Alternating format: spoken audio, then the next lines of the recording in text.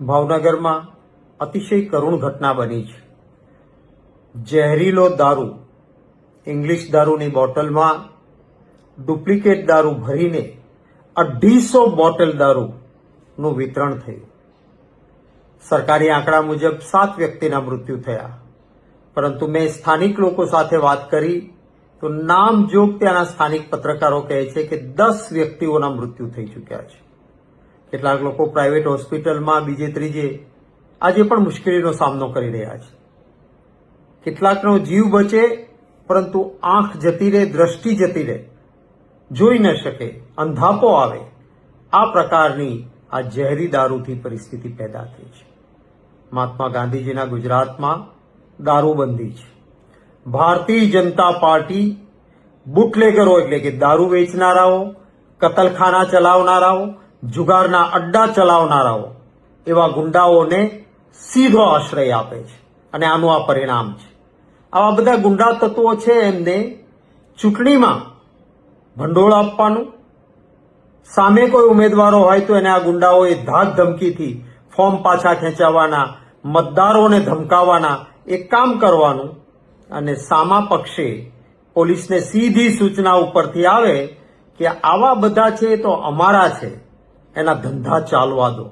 એના પાપનું આ પરિણામ છે. આપણી પરંપરા રહી છે, મુખ્ય ખુરશી પર બેઠેલા વ્યક્તિઓએ જ્યારે પણ કોઈ ઘટના ઘટે છે ત્યારે નૈતિક જવાબદારી સ્વીકારીને રાજીનામું આપ્યા છે. કેમ ભાજપમાંથી કોઈના પેટનું પાણી હલતું નથી? ખરા અર્થમાં નૈતિક જવાબદારી પણ સ્વીકારવી જોઈએ. પરિવાર જે લોકો ઉપર આગ તૂટી પડ્યું છે, રોકકળ ચાલે છે, કોણ જવાબદાર આના માટે? સૌથી પહેલું મૃત્યુ નરેન્દ્ર યાદવ કરીને ઉજ્જૈનનો માણસ જેનું થયું, ભાવનગરમાં એનું પોસ્ટમોર્ટમ થવું જોઈએ.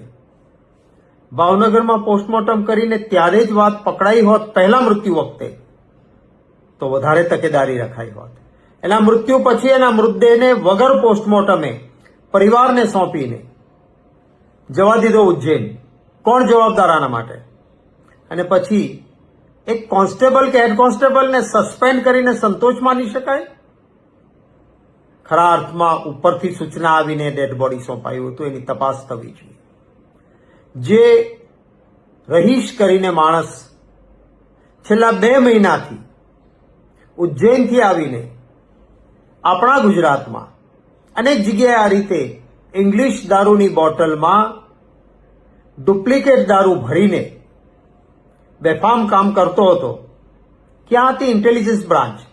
આપણી આઈબી બ્રાન્ચનું કામ છે આવી બધી બાબતોમાં ધ્યાન રાખવાનું, પરંતુ પોલીસની આઈબી બ્રાન્ચનું તો કામ આ રીતે લોકોની સુરક્ષામાં તો થવા દેતા નથી, પરંતુ ઇન્ટેલિજન્સ બ્રાન્ચને અમારી વિરોધ પક્ષની, પત્રકારોની, ઉદ્યોગપતિઓની એની જાસૂસી કરવા માટે બેફામ ઉપયોગ આઈબીનો થાય છે.